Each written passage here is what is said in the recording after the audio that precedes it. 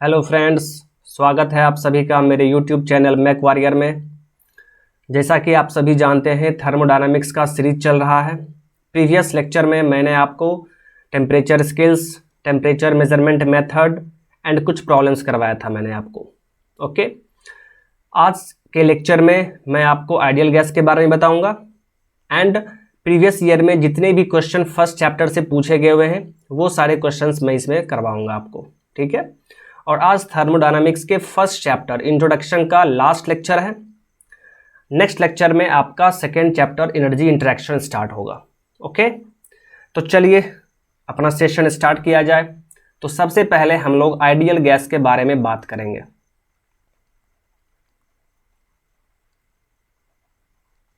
Ideal gas, तो देखिए ideal gas हम किस गैस को कहेंगे। ओके, तो सबसे पहले तो आप यहां पे ये देखिए, कोई भी गैस है, ठीक है, कोई भी गैस का मतलब real gas.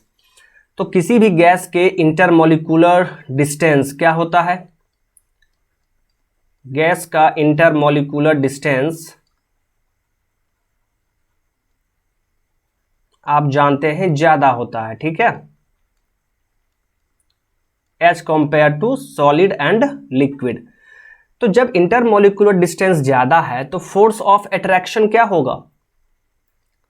Then force of attraction will be less.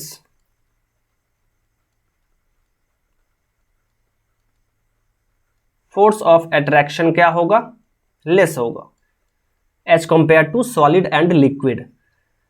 अब यहां पर देखिए, ये तो हो गया कोई भी रियल गैस के बारे में, लेकिन यही गैस आइडियल गैस कब कहलाएगा? यदि इसी गैस को आपको आइडियल गैस बनाना हो तो आप कैसे बना सकते हो? ठीक है, तो आप क्या कहेंगे कि ये जो फोर्स ऑफ अट्रैक्शन इसमें है, इसके मॉलिक्यूल्स के बीच में जो फोर्स ऑफ अट्रैक्शन काम कर रहा है, थोड़ा सा ही काम कर रहा है, बट काम तो कर रहा है थोड़ा सा भी। यदि ये वैल्यू, यदि ये फोर्स ऑफ अट्रैक्शन घट के जीरो हो जाए, that means force of attraction काम ही नहीं करे वहां पे मॉलिक्यूल्स के बीच में, तब उस गैस को हम लोग आइडियल गैस कहेंगे। मतलब ऐसा गैस जिसमें मॉलिक्यूलर अट्रैक्शन जीरो हो, उस गैस को हम लोग आइडियल गैस कहेंगे। ओके, तो मैं यहां पे डेफिनेशन लिख दे रहा हूं सबसे पहले।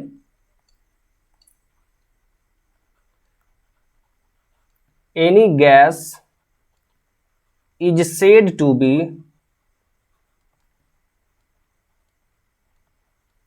ideal if molecular attraction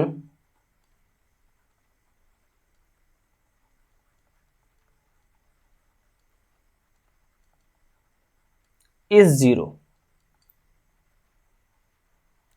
okay, अब यहां से देखिए, ये तो हो गया कि जब मॉलिक्यूलर अट्रैक्शन जीरो हो। अब एग्जाम में किस तरह के क्वेश्चन पूछे जाते हैं कि कोई भी रियल गैस आइडियल गैस की तरह बिहेव कब करेगा। ओके, तो देखिए कोई भी गैस आइडियल गैस की तरह बिहेव करेगा under low pressure and high temperature. Under low pressure and high temperature conditions, ये मैं डिस्कस करूंगा आगे। ये मैं आगे आपको थर्मोडायनामिक रिलेशन जब पढ़ाऊंगा तो वहां पे इस चीज को अच्छे से एक्सप्लेन करूंगा। Under low pressure and high temperature conditions, तो इस कंडीशन में कोई भी गैस आइडियल गैस की तरह बिहेव करेगा, कोई भी रियल गैस आइडियल गैस की तरह बिहेव करेगा इस कंडीशन में। ठीक है, तो इस चीज के को आपको ध्यान में रखना है। चलिए अब इसके आगे देखते हैं।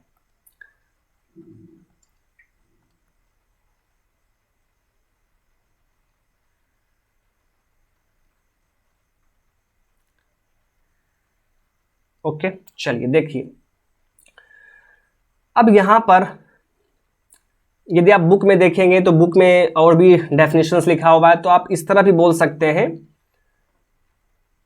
द गैस, ध्यान से देखिएगा, the gas which follows the equation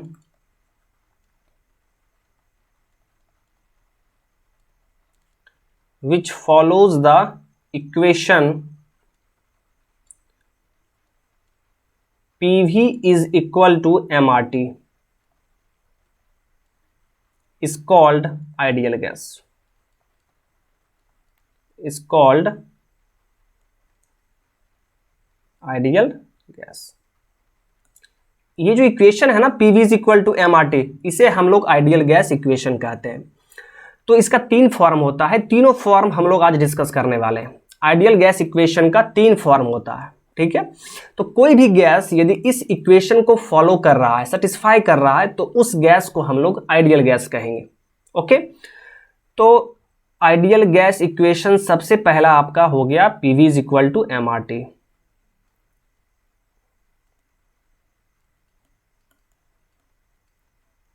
ideal gas equation सबसे फर्स्ट है आपका PV is equal to mRT।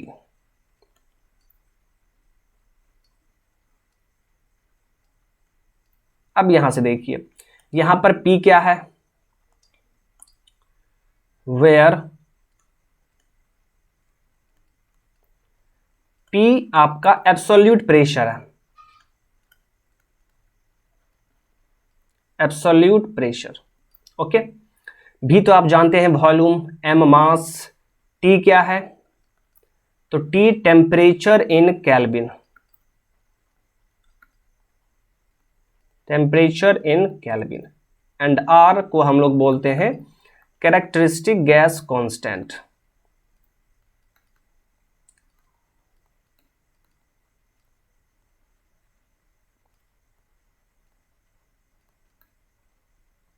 चलिए, अब यहां पे एक एक चीज मैं आपको बताने जा रहा हूं, आप ध्यान देंगे। P है एब्सोल्यूट प्रेशर। एब्सोल्यूट प्रेशर का मतलब क्या है, तो एब्सोल्यूट प्रेशर का मतलब होता है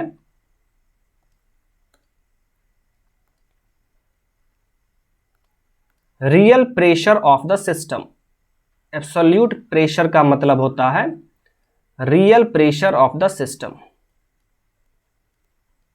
प्रेशर ऑफ सिस्टम। मान लीजिए कि आपका सिस्टम एक रूम है, ठीक है। फॉर एग्जांपल मान लीजिए ये सिस्टम है, दिस इज द सिस्टम, आपका रूम है। तो यहां पे इस रूम का जो एक्चुअल में प्रेशर होगा, यहां पे जो एक्चुअल में प्रेशर एग्जिस्ट कर रहा होगा, वही प्रेशर आपका एब्सोल्यूट प्रेशर है, ठीक है। फिर आप इसी में देखते हैं गेज प्रेशर, वैक्यूम प्रेशर। तो गेज वैक्यूम यहां पर पुट नहीं करना है, यहां पर पुट करना है एब्सोल्यूट प्रेशर।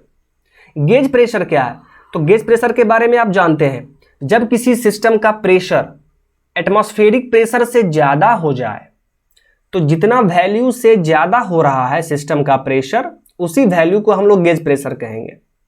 फॉर एग्जांपल इस सिस्टम का प्रेशर मान लीजिए 15 पास्कल है और बाहर एटमॉस्फेरिक प्रेशर 10 पास्कल है, फॉर एग्जांपल मान लीजिए। तो आप क्या कहेंगे कि सर सिस्टम का प्रेशर 5 पास्कल ज्यादा है, इसका मतलब गेज प्रेशर 5 पास्कल है।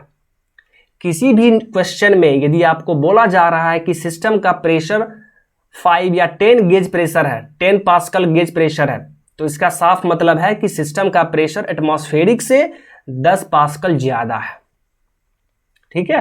तो गेज प्रेशर का मतलब यह नहीं होता है कि सिस्टम का वो प्रेशर है, नहीं, सिस्टम का प्रेशर एटमॉस्फेरिक से कितना ज्यादा है, वही है आपका गेज प्रेशर। फिर वैक्यूम प्रेशर क्या है, तो जब सिस्टम का प्रेशर एटमॉस्फेरिक प्रेशर से कम हो, तो जितना वैल्यू से कम होगा उसी वैल्यू को हम लोग वैक्यूम प्रेशर कहेंगे। फॉर एग्जांपल सिस्टम का प्रेशर, रूम का प्रेशर मान लीजिए 10 पास्कल है, ठीक है, बट एटमॉस्फेरिक प्रेशर मान लीजिए 12 पास्कल है। तो सिस्टम का प्रेशर एटमॉस्फेरिक से कम हुआ, कितना कम है, तो आप बोलेंगे सर 2 पास्कल, यानी वैक्यूम प्रेशर यहां पे 2 पास्कल होगा। ओके, तो gauge pressure and vacuum pressure जो है वो एटमॉस्फेरिक प्रेशर के साथ हम लोग सिस्टम के प्रेशर को कंपैरिजन करते हैं। लेकिन एब्सोल्यूट प्रेशर क्या है जी, तो ये सिस्टम का रियल प्रेशर है। एक्चुअल में जितना वहां प्रेशर है सिस्टम का, सिस्टम के अंदर, वो प्रेशर आपको इस इक्वेशन में पुट करना पड़ेगा। ओके, यहां पर इस इक्वेशन में आप गेज प्रेशर या वैक्यूम प्रेशर पुट नहीं करेंगे। ओके, अब यहां पर देखिए टी, टी क्या है? Temperature in kelvin. ध्यान दीजिए, काफी इंपॉर्टेंट चीज है। बहुत स्टूडेंट यहां पे गलती करते हैं। क्या गलती करते हैं? तो न्यूमेरिकल में टेम्परेचर डिग्री सेल्सियस में गिवन रहता है और वो इस इक्वेशन में डिग्री सेल्सियस ही पुट कर देते हैं, तो फिर आपका गलत हो जाएगा। और फिर वहां पर जब आप सॉल्व करेंगे ना तो देखेंगे कि ऑप्शन में आपको आंसर मिल रहा है, ठीक है, बट वो आपका गलत है। तो वहां पर टेम्परेचर को सबसे पहले आप केल्विन में कन्वर्ट कीजिए, फिर इस इक्वेशन में, आइडियल गैस इक्वेशन में पुट कीजिए। ओके, चलिए अब देखते हैं आर। आर क्या है? Characteristic gas constant. ओके, अब कैरेक्टरिस्टिक गैस कांस्टेंट क्या है, यहां पर थोड़ा ध्यान से हम लोग देखते हैं। देखिए, एक कांस्टेंट होता है आर बार, ठीक है, इसे हम लोग यूनिवर्सल गैस कांस्टेंट कहते हैं। यूनिवर्सल गैस कांस्टेंट,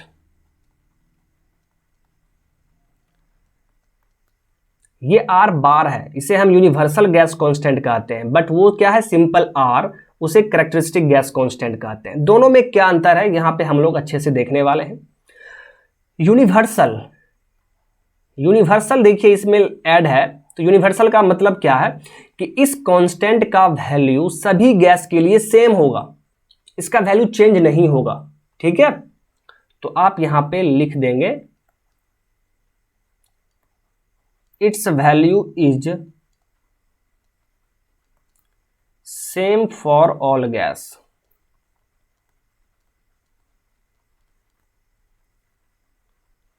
और इसका वैल्यू कितना होता है जी? इसका वैल्यू होता है 8.314 किलो जूल पर केजी मोल केल्विन, पर केजी मोल केल्विन। ये इसका वैल्यू है 8.314 और यूनिट क्या है? किलो जूल पर केजी मोल केल्विन।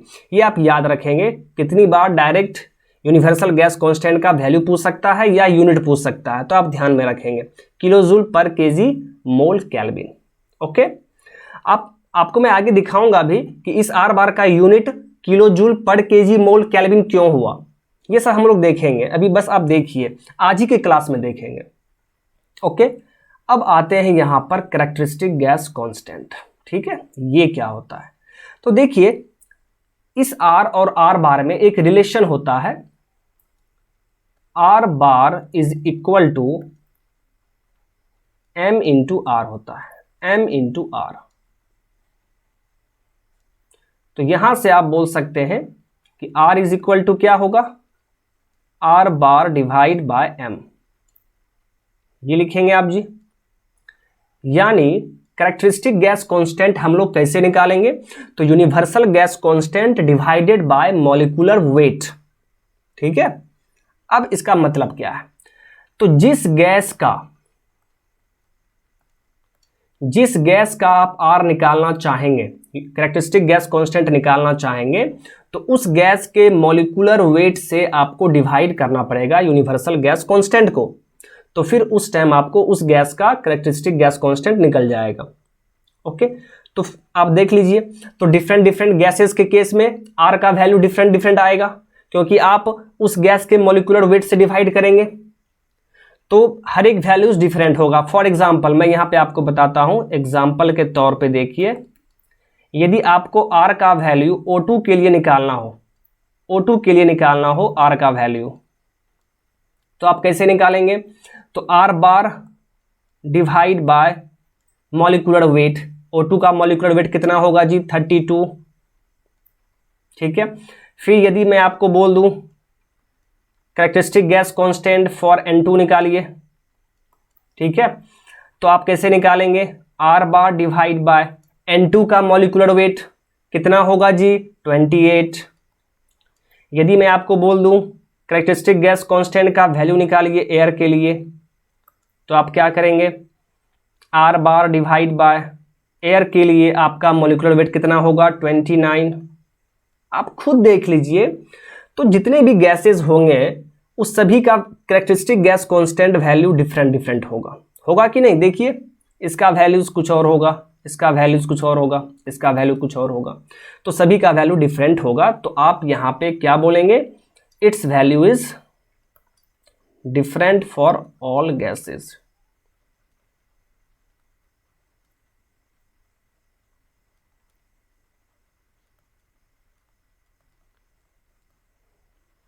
डिफरेंट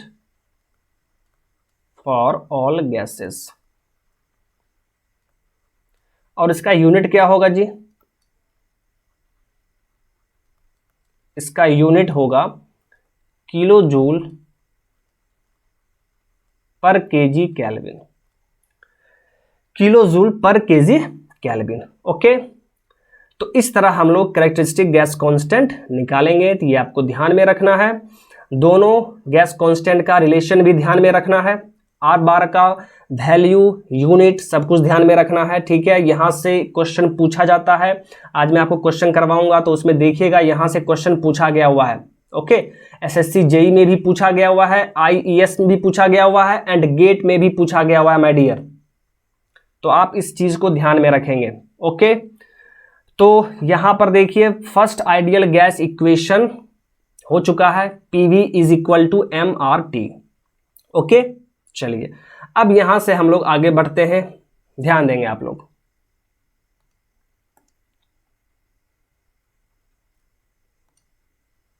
देखिए,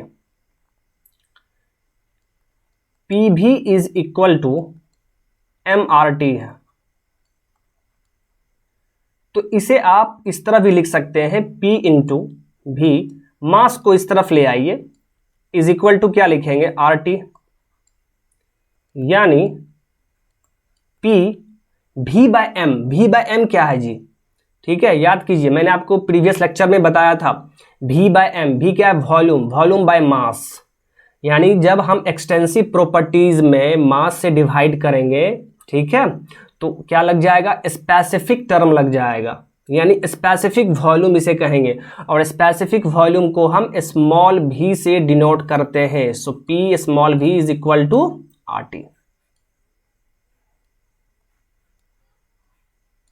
यहां पर आपका स्मॉल v क्या है जी? Specific volume. स्पेसिफिक वॉल्यूम, ये मैंने आपको इसलिए बता दिया कि आपको बाद में कंफ्यूजन ना हो। ठीक है, PV is equal to M R T, या अगर पीवी बराबर आर टी लिखा हुआ है तो आप समझ जाएंगे कि वहां पर भी क्या है? स्पेसिफिक वॉल्यूम है। ओके, चलिए अब इसके आगे मूव करते हैं। आप लोग ध्यान दीजिए।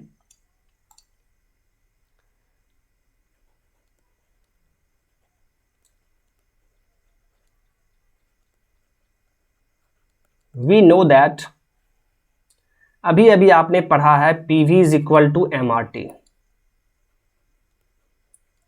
ओके, चलिए अब देखते हैं। So PV is equal to M, और आर के बारे में अभी आपने पढ़ा। आर क्या है? Characteristic gas constant. तो इसके बदले में हम लोग यहाँ पे क्या लिख सकते हैं? तो आप जानते हैं, universal gas constant divide by molecular weight into T. आप इस तरह लिख सकते हैं वहां पे। ओके, चलिए अब यहां से देखिए, P V is equal to small m, और मॉलिक्यूलर वेट को इसके नीचे ले आइए, into R bar T. Okay, अब देखिए यहां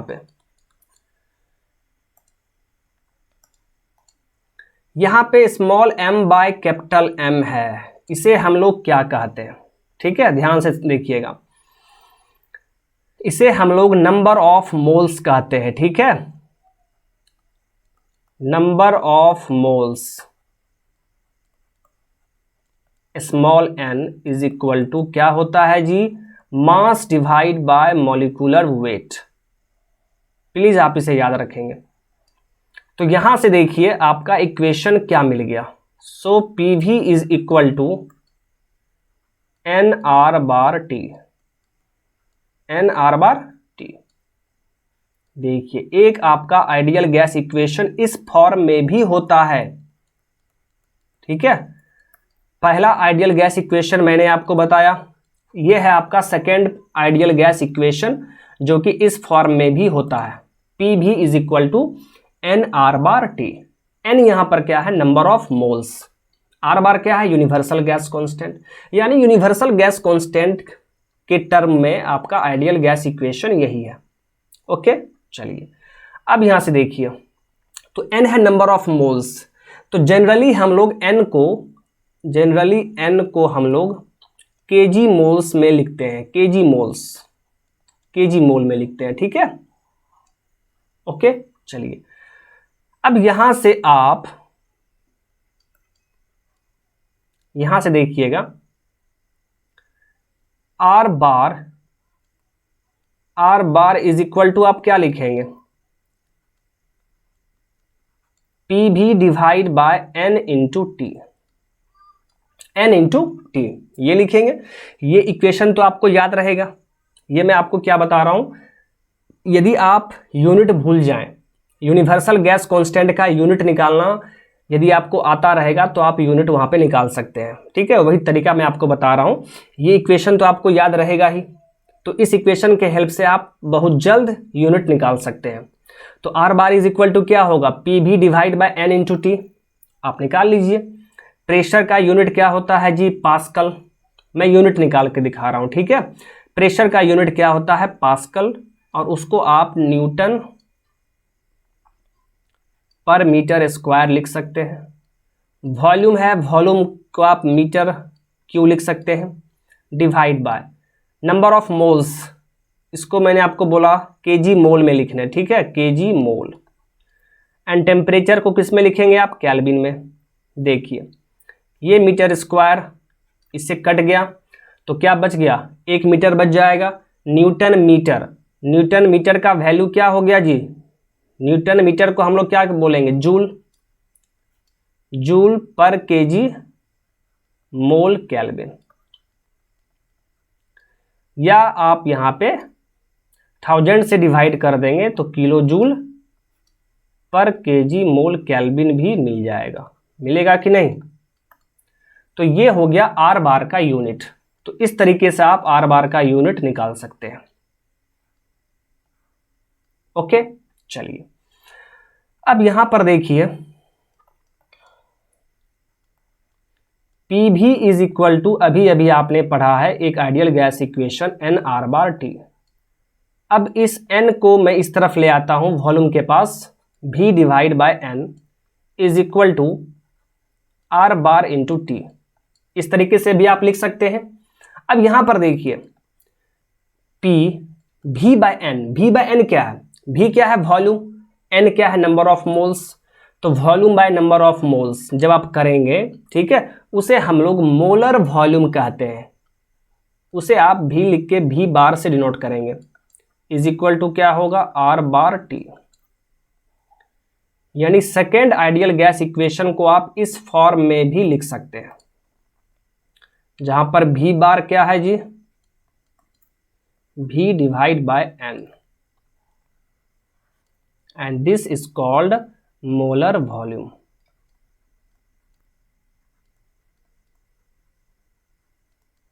ये आप ध्यान में रखेंगे, क्योंकि बहुत से स्टूडेंट को कंफ्यूजन होते रहता है कि कहीं पे इस तरह का देख लिए इक्वेशन, ठीक है, कहीं पे P V is equal to R T देख लिए, तो कंफ्यूज नहीं होना है, जिस फॉर्म में भी दिया रहे तो आप समझ जाइए कि वो आइडियल गैस इक्वेशन है, ठीक है। अगर इस फॉर्म में दिया रहेगा तो वहां पे भी बार क्या है, मोलर वॉल्यूम है, ठीक है।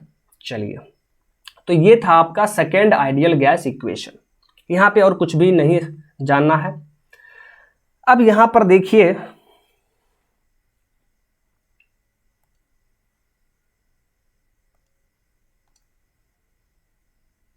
अब यहां पे मैं आपको थर्ड आइडियल गैस इक्वेशन के बारे में बताने जा रहा हूं।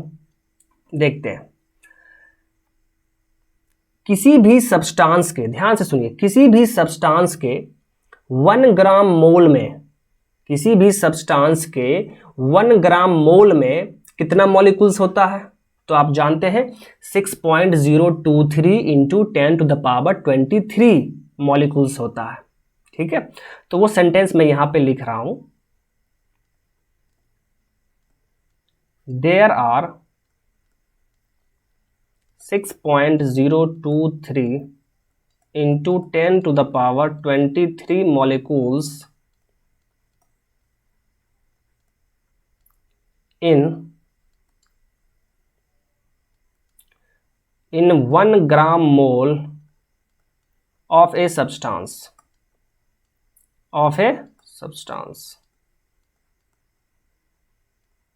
ओके। अब देखिए, तो यही जो मॉलिक्यूल्स है ना 6.023 into 10 to the power 23 molecules, इसे हम लोग एवोगैड्रोज नंबर कहते हैं, ठीक है। सो एवोगैड्रोज नंबर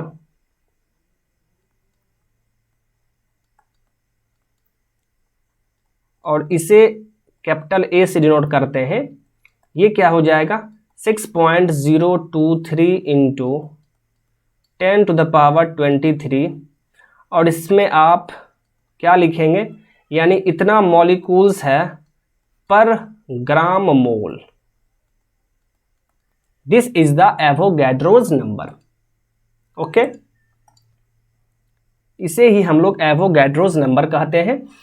और इसका वैल्यू किसके बराबर होता है, तो 6.023 into 10 to the power 23 molecules पर ग्राम मोल, मतलब 1 ग्राम मोल में इतना मॉलिक्यूल्स प्रेजेंट होगा किसी भी सब्सटेंस में।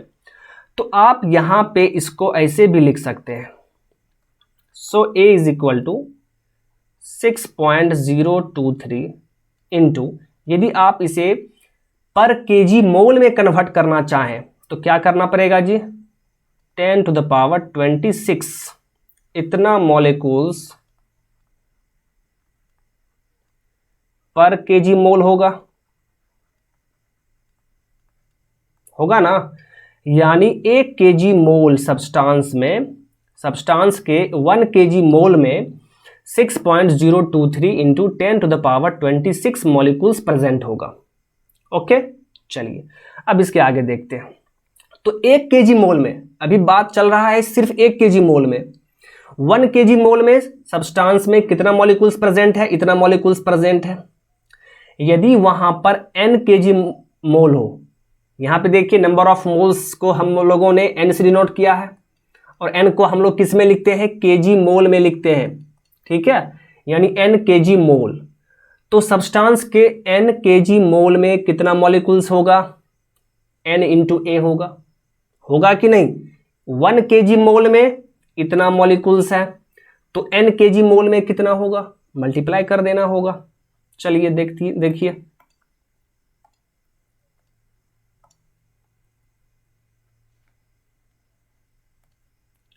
सो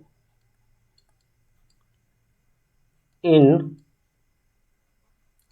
n KG mole of a substance,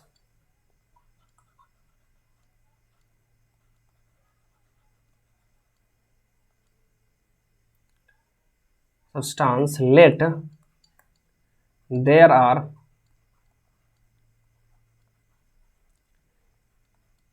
n number of molecules,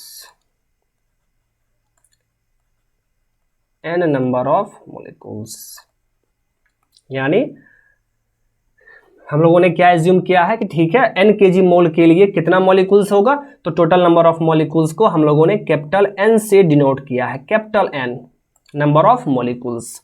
सो तो total number of molecules capital N is equal to क्या हो जाएगा जी, स्मॉल n इंटू ए होगा कि नहीं, स्मॉल n इंटू ए हो जाएगा, क्योंकि ए क्या है, एवोगैड्रोज नंबर। ए क्या है, 1 केजी मोल में कितना मॉलिक्यूल्स है, तो उसमें n केजी मोल मल्टीप्लाई करना पड़ेगा, तो capital N is equal to n into A हो गया। अब यहां से देखिए, तो आप small n is equal to क्या लिखेंगे, capital N by A. Small n is equal to capital N by A, इतना आप लिखेंगे। चलिए अब यहां से देखिए, वी नो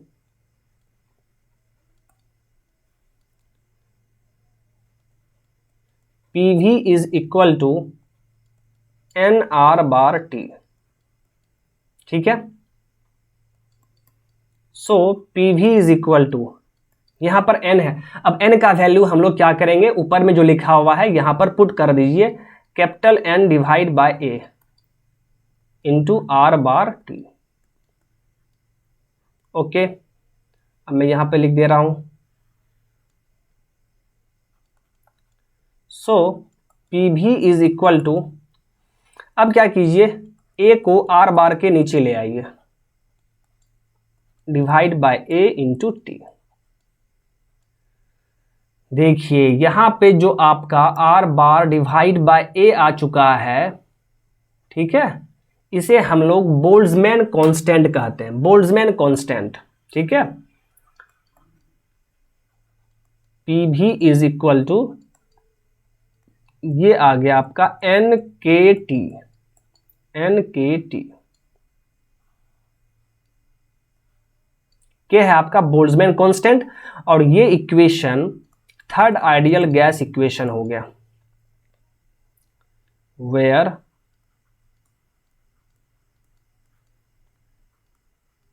के क्या है जी, बोल्ट्जमैन कांस्टेंट।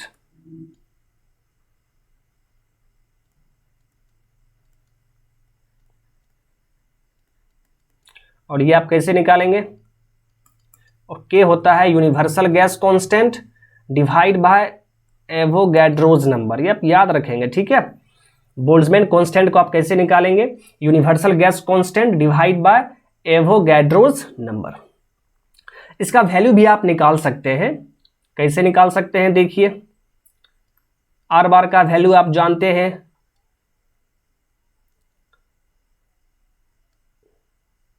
8314 जूल में, ठीक है। ये किस में है, ये आपका जूल, जूल पर केजी मोल केल्विन।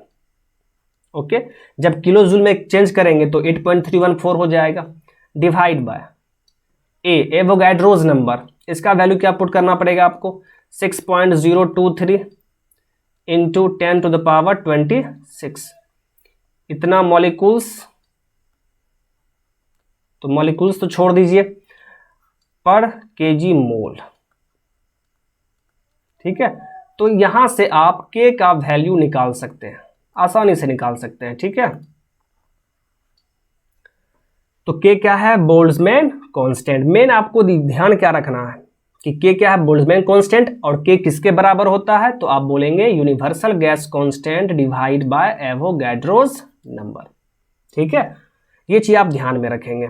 ओके, जिस चीज को मैं बोल देता हूं ध्यान में रखने के लिए, वो प्लीज उस चीज को आप ध्यान में रखिए, क्योंकि वहीं से आपका ऑब्जेक्टिव क्वेश्चन एग्जाम में पूछा जाता है।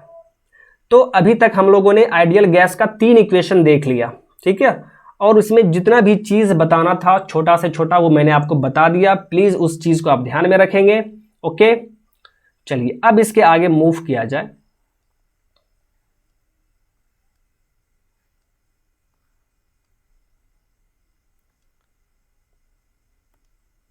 चलिए, आइडियल गैस तो हम लोगों ने पढ़ लिया, अब यहां पे कुछ लॉ है, ठीक है। अब हम कुछ लॉ पढ़ेंगे, जैसे Boyle's law, Charles' law, Gay Lussac's law, ये तीनों लॉ अब हम लोग यहां पर पढ़ने वाले हैं, ठीक है। और ये तीनों लॉ क्या है, आइडियल गैस इक्वेशन को फॉलो करता है, ठीक है। ये तीनों ही लॉ आइडियल गैस इक्वेशन को फॉलो करता है, मतलब ये तीनों लॉ आइडियल गैस के लिए वैलिड है, ये तीनों लॉ आइडियल गैस के लिए होता है, ठीक है। तो हम लोग एक एक करके यहां पर तीनों लॉ को पढ़ेंगे, Boyle's law, Charles' law, Gay Lussac's law, ये तीनों ही लॉ आइडियल गैस का लॉ है, ठीक है। तो चलिए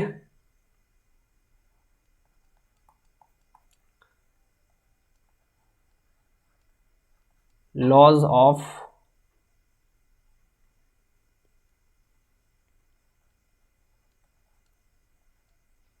laws for ideal gas. Ideal gas के लिए देखिए कौन कौन सा लॉ है, फॉर मत लिखिए, ऑफ सही रहेगा, लॉज ऑफ आइडियल गैस, ठीक है। तो यहां पर बेसिकली हम लोग 3 लॉ पढ़ेंगे, Boyle's law,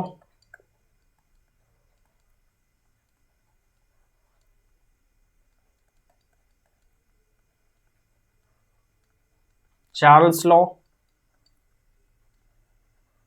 and Gay Lussac's law.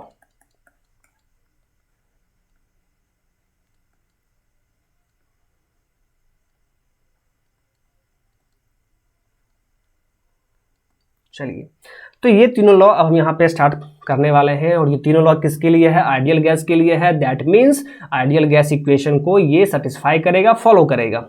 Okay, अब ये तीनों लॉ स्टार्ट करने से पहले मैं आपको यहाँ पे एक शॉर्ट ट्रिक बता दे रहा हूँ ताकि आपको याद कैसे रहे। ठीक है, इस तीनों लॉ को आप याद कैसे रख पाएंगे उसके लिए मैं आपको यहाँ पे शॉर्ट ट्रिक बता रहा हूँ, तो आप प्लीज शॉर्ट ट्रिक याद रखेंगे।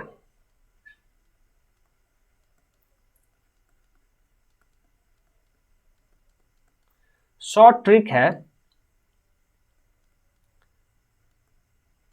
BCG का टीका।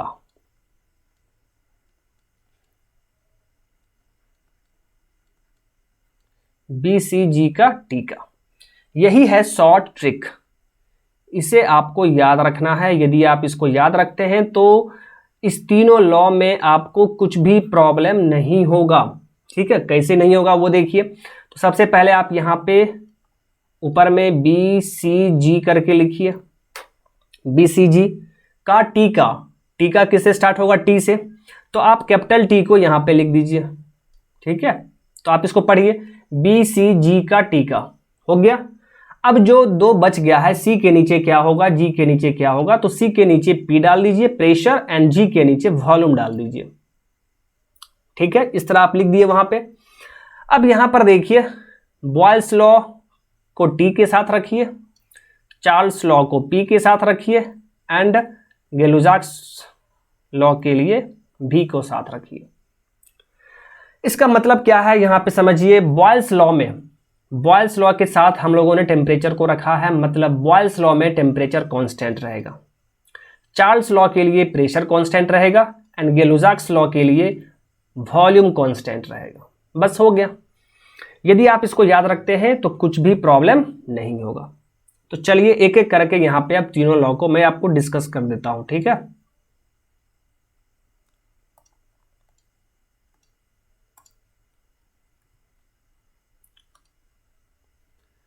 तो सबसे फर्स्ट हम लोग बात करेंगे Boyle's law.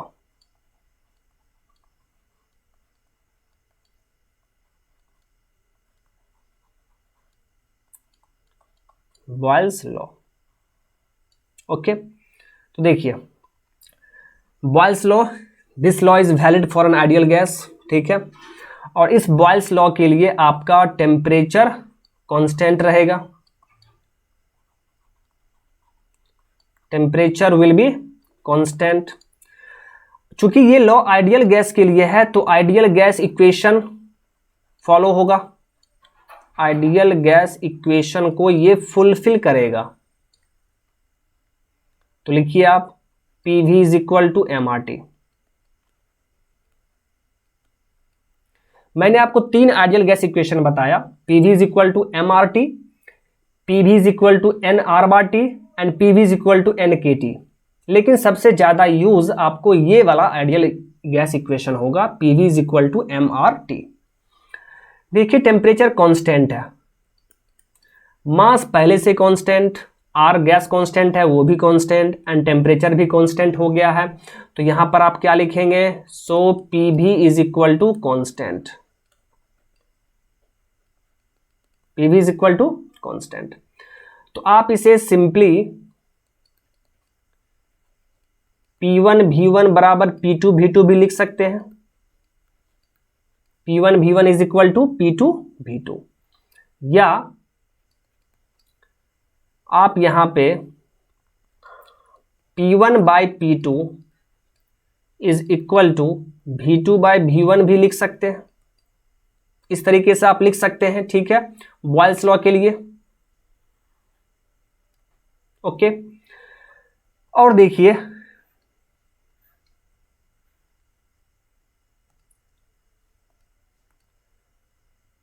PV is equal to constant है, तो यहां से आप क्या लिखेंगे? That means P is inversely proportional to volume. लिखेंगे ना जी, P is inversely proportional to volume, ये आप लिख दिए। और ऐसा कब हुआ? If temperature is constant, if temperature is constant. अब ध्यान से सुनिए मेरी बात, यही है आपका बॉयल्स लॉ, ठीक है। आपसे एग्जाम में जो क्वेश्चन पूछा जाएगा बॉयल्स लॉ से रिलेटेड, वो ऑप्शन में आपका यही दिया रहेगा। तो आपको ध्यान में क्या रखना है कि बॉयल्स लॉ आइडियल गैस के लिए है, आइडियल गैस इक्वेशन यहाँ पे फॉलो होगा, फुलफिल होगा। और यहाँ पर क्या होगा कि कोई भी आइडियल, किसी भी आइडियल गैस का यदि टेम्परेचर कांस्टेंट रहेगा तो उसका एब्सोल्यूट प्रेशर इनवर्सली प्रोपोर्शनल होगा किसके साथ? वॉल्यूम के साथ। If temperature is constant then absolute pressure will be inversely proportional to volume. यही है आपका Boyle's law. Okay, I hope कि आपको समझ में आ गया होगा। तो यही चीज आपको याद रखना है, यहीं से आपको क्वेश्चन पूछा जाएगा एग्जाम में। तो यहां पे मैं कुछ सेंटेंस नहीं लिख रहा हूं, बस मैंने आपको समझा दिया, तो आप याद रखिएगा। चलिए देखिए, तो बॉयल्स लॉ हो गया माय डियर। अब देखेंगे हम लोग चार्ल्स लॉ। तो बॉयल्स लॉ को आप इस तरीके से भी लिख सकते हैं, यहां पे जो मैंने लिखा है P1 V1 बराबर P2 V2, बॉयल्स लॉ है। P1 बाय P2 बराबर V2 बाय V1, ये भी क्या है? बॉयल्स लॉ है। टेम्परेचर कांस्टेंट है तो यहां पे इस तरह का आ जाएगा। अब देखिए Charles law.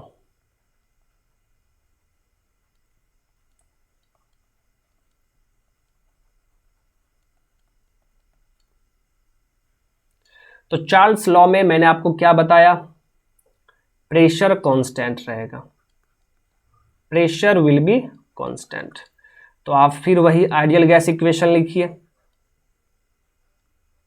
Ideal gas equation PV is equal to MRT। तो देखिए प्रेशर कांस्टेंट है तो प्रेशर को हम लोग उस साइड भेज देंगे, यानी MR divide by P into T, यही लिखेंगे ना जी, MR divide by P into T। अब यहां से देखिए मास कांस्टेंट, R कांस्टेंट और प्रेशर भी कांस्टेंट है, तो ये पूरा टर्म क्या हो गया जी? कांस्टेंट। तो आप क्या लिख सकते हैं इसको? V बराबर क्या आ गया? Constant into temperature. इसका क्या मतलब है? So V is directly proportional to temperature, V is directly proportional to temperature. ऐसा कब होगा? तो if pressure is constant, if pressure is constant. यही है आपका चार्ल्स लॉ, इसी को हम लोग चार्ल्स लॉ कहेंगे, ठीक है। ध्यान दीजिए, चार्ल्स लॉ भी किसके लिए है? आइडियल गैस के लिए है। आइडियल गैस इक्वेशन फॉलो होगा, फुलफिल होगा। और इस लॉ का क्या कहना है कि यदि प्रेशर कांस्टेंट हो, यदि एब्सोल्यूट प्रेशर कांस्टेंट हो, दैट मीन्स यदि किसी सिस्टम का प्रेशर कांस्टेंट रह गया तो वहां पे वॉल्यूम क्या होगा? Is directly proportional to temperature. Okay, तो इस चीज को आप याद रखेंगे, यही है चार्ल्स लॉ। तो यहां पे आप क्या लिखेंगे? देखिए इसका मतलब क्या है कि V1 by V2 is equal to T1 by T2 करके लिखेंगे, लिखेंगे ना जी, डायरेक्टली प्रोपोर्शनल है तो इस तरह हम लोग लिखेंगे। ओके, चलिए अब यहां पे हम लोग थर्ड लॉ, गे-लुसाक्स लॉ पढ़ेंगे, गे-लुसाक्स law.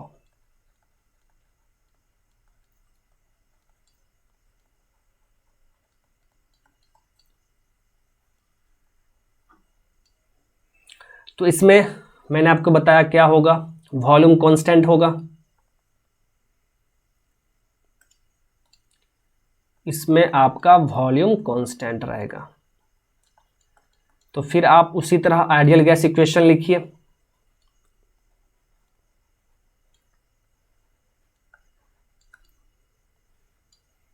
PV is equal to MRT।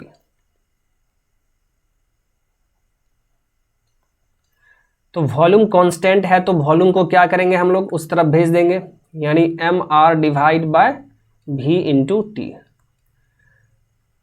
यहाँ पर देखिए mass constant, R constant, volume भी कांस्टेंट, तो ये पूरा टर्म कांस्टेंट हो गया। That means pressure is directly proportional to temperature. Pressure यहां पर देखिए टेम्परेचर के साथ डायरेक्टली प्रोपोर्शनल हो गया, लेकिन कब होगा? तो जब वॉल्यूम कांस्टेंट रहेगा, इफ वॉल्यूम इज कांस्टेंट। तो यही हो गया आपका गे-लुसाक्स लॉ। यानी गे-लुसाक्स लॉ के लिए सिस्टम का वॉल्यूम कांस्टेंट यदि है, ठीक है, तो उस time pressure will be directly proportional to the temperature. ये लॉ भी किसके लिए है? आइडियल गैस के लिए है। आइडियल गैस इक्वेशन आप यहां पे यूज कर सकते हैं, उसको सेटिस्फाई करेगा। तो आपने क्या देखा कि यदि सिस्टम का प्रेशर यदि सिस्टम का वॉल्यूम आप कांस्टेंट रख लेंगे तो सिस्टम का प्रेशर टेम्परेचर के साथ चेंज करेगा, वो भी डायरेक्टली मैनर में, ठीक है, डायरेक्टली प्रोपोर्शनल है। मतलब टेम्परेचर यदि बढ़ेगा तो प्रेशर भी बढ़ेगा, टेम्परेचर यदि डिक्रीज करेगा तो प्रेशर भी डिक्रीज करेगा। तो आप इसको कैसे लिख सकते हैं? सो P1/P2 is equal to T1/T2, ऐसे आप लिख सकते हैं, ठीक है। तो देखिए ऑप्शन में यदि ये क्वेश्चन आपको एग्जाम में पूछा जाएगा तो ऑप्शन में कुछ भी दे सकता है। जैसे मान लीजिए गे-लुसाक्स लॉ पूछ रहा है, ठीक है, तो ऑप्शन में आपको P प्रोपोर्शनल टू T भी दे सकता है, या ऑप्शन में आपको P1/P2 is equal to T1/T2 करके भी दे सकता है। तो कुछ भी दे सकता है, बस आपको ध्यान देना है। ओके, तो माय डियर ये था आपका Boyle's law, Charles' law and Gay Lussac's law, ठीक है। चलिए अब इसके आगे हम लोग मूव करेंगे क्वेश्चन में, ठीक है। फर्स्ट चैप्टर आपका ऑलमोस्ट कंप्लीट हो चुका है। जितना भी थ्योरेटिकल टॉपिक था वो मैंने आपको डिस्कस कर दिया, ठीक है। अब हम लोग यहाँ पे कुछ न्यूमेरिकल करेंगे, कुछ ऑब्जेक्टिव क्वेश्चन करेंगे, ठीक है। चलिए तो देखिए सबसे फर्स्ट क्वेश्चन क्या कह रहा है? कह रहा है what is the main characteristics of quasi static process. Quasi static process का मेन कैरेक्टरिस्टिक क्या है, ये मैंने आपको बताया था, याद होगा आपको। क्वासी का मतलब क्या होता है जी? ऑलमोस्ट। स्टैटिक का मतलब क्या होता है? रेस्ट। ऐसा प्रोसेस जो ऑलमोस्ट रेस्ट में हो, ठीक है। और ये क्वेश्चन एसएससी जेईई 2018 में पूछा गया हुआ है, ठीक है। तो क्वासी स्टैटिक प्रोसेस का मतलब है कि जो प्रोसेस लगभग रुका हुआ हो, दैट मीन्स जो हमेशा इक्विलिब्रियम में हो रहा हो, या आप ये बोल सकते हैं कि जो बहुत स्लो हो रहा हो, बहुत धीरे धीरे हो रहा हो, ठीक है। जो बहुत धीरे धीरे हो रहा होगा प्रोसेस, उसी को तो आप बोलेंगे कि ये ऑलमोस्ट रेस्ट में है। तो इसका करेक्ट आंसर क्या होगा? An infinitely slow process will be the correct answer. Okay, चलिए अब नेक्स्ट क्वेश्चन देखिए। एक न्यूमेरिकल आपका पूछा है एसएससी जेईई 2012 में, बॉयल्स लॉ से पूछा गया। अभी कुछ देर पहले ही मैंने आपको बॉयल्स लॉ बताया है। क्या कह रहा है? क्वेश्चन को अच्छे से पढ़िए। In case of Boyle's law,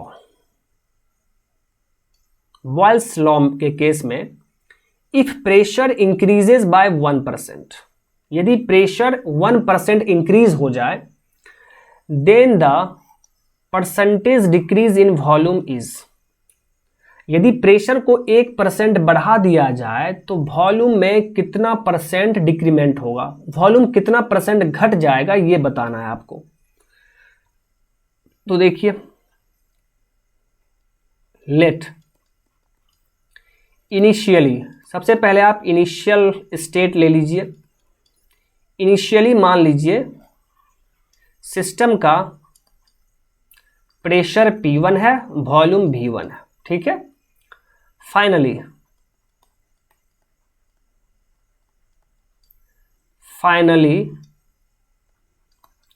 pressure P2 and volume V2। Okay, चलिए अब देखते हैं क्या कह रहा है। प्रेशर को 1% बढ़ा दिया जाए, यानी इनिशियल प्रेशर P1 था, फाइनल प्रेशर क्या हो गया? ये P2 क्या हो गया जी? 1% ज्यादा हो गया, ठीक है। यानी P2 क्या हो गया? ये 1% ज़्यादा हो गया किससे, P1 से। तो आप यहाँ पे क्या लिखेंगे, तो देखिए, तो आप डायरेक्ट लिख सकते हैं 1.01 P1 लिख सकते हैं क्या, P2 is equal to 1.01 P1 लिख सकते हैं, क्योंकि प्रेशर 1% बढ़ रहा है। देखिए आप देख ही लीजिए, पहले प्रेशर P1 था, पहले प्रेशर क्या था P1, अब 1% बढ़ गया, 1% ऑफ P1 करके ऐसे ही निकालते हैं ना मैथ में। P2 बराबर क्या होगा जी, P1 प्लस 1% ऑफ P1, तो P1 प्लस 1/100 इंटू P1, तो ये क्या आ गया, P1 प्लस 0.01 P1, तो देखिए आपको आ गया 1.01 P1। ये बस मैंने आपको समझाने के लिए बता दिया रफ में। तो P2 का वैल्यू आ गया 1.01 P1, यानी फाइनल प्रेशर तो हमें पता चल गया। अब कह रहा है वॉल्यूम में कितना डिक्रीज हुआ है उसका परसेंटेज निकालिए, यानी V2 डिक्रीज हुआ होगा, V2 फाइनल वॉल्यूम डिक्रीज हुआ होगा। अब आप सोच रहे होंगे सर वॉल्यूम डिक्रीज कैसे होगा, देख लीजिए, बॉयल्स लॉ है, बॉयल्स लॉ, पहले आप यहां पे बॉयल्स लॉ लिखिए। तो बॉयल्स लॉ में क्या होता है जी, P1 V1 is equal to P2 V2 होता है, याद कीजिए, बताया था मैंने अभी आपको। बॉयल्स लॉ में PV बराबर कांस्टेंट होता है, टेम्परेचर कांस्टेंट रहता है ना जी, तो P इंटू V बराबर क्या होगा, कांस्टेंट हो जाएगा। तो वहां से आप क्या लिखेंगे, P1 V1 बराबर P2 V2। अब आप खुद सोचिए, P1 और V1 को मल्टीप्लाई करके जितना मिलेगा उतना ही वैल्यू P2 और V2 को मल्टीप्लाई करके मिल रहा है। अब स्टार्टिंग में इनिशियली में P1 जितना था, ठीक है, उससे अब प्रेशर 1% बढ़ जा रहा है, मतलब P2 का वैल्यू बढ़ गया, ये P2 का वैल्यू बढ़ गया है, लेकिन दोनों का प्रोडक्ट कह रहा है सेम है। तो जब P2 बढ़ गया जी, तो सोचिए, यानी वॉल्यूम तो घटा होगा ना, वॉल्यूम तो घटा होगा। या आप यहां से नहीं समझ पा रहे हैं तो यहां से तो 100% समझ में आ जाएगा, pressure is inversely proportional to volume. यदि वॉल्यूम बढ़ेगा तो प्रेशर घटेगा, यदि वॉल्यूम घटेगा तो प्रेशर बढ़ेगा, तो प्रेशर बढ़ रहा है तो वॉल्यूम घटेगा यहाँ पे। तो वही आपसे पूछा जा रहा है कितना परसेंटेज वॉल्यूम घट गया। चलिए बनाते हैं। तो P1 V1 is equal to P2 final pressure कितना है 1.01 इंटू P1 इंटू क्या हो गया V2। बस मैंने क्या किया, P2 के जगह पे वैल्यू पुट कर दिया। तो यहां से देखिए P1 और ये P1 कैंसल आउट हो गया।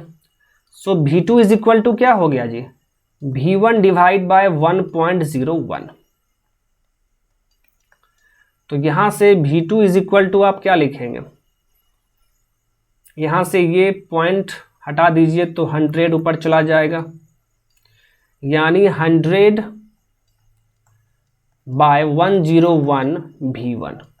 देख लीजिए आप, फाइनल वॉल्यूम V2 का वैल्यू कितना आ गया 100 बाय 101 V1।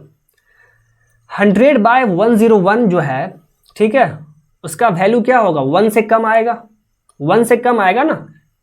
देखिए ये जो वैल्यू आप यहां पे देख रहे हैं 100 बाय 101, इसका वैल्यू क्या होगा जी, इसका वैल्यू तो 1 से कम होगा ना जी, लेस देन 1 होगा। तो जब ये लेस देन 1 है तो क्या हो जाएगा, सो V2 will be less than V1 हो जाएगा, यानी वॉल्यूम डिक्रीज हो चुका है।